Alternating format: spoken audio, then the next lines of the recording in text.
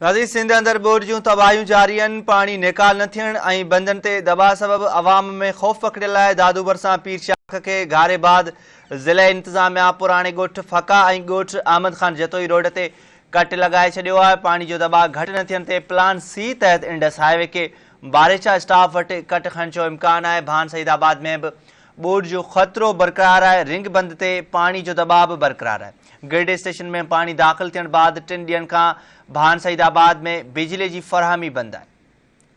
Breaking news असां share कंदा हलूं पिया। नाज़रीन, सिंध अंदर ॿोॾि जूं तबाहियूं जारी आहिनि। पाणी निकाल न थियण ऐं बंदनि ते दबाव सबबि अवाम में ख़ौफ़ पकड़ियल आहे।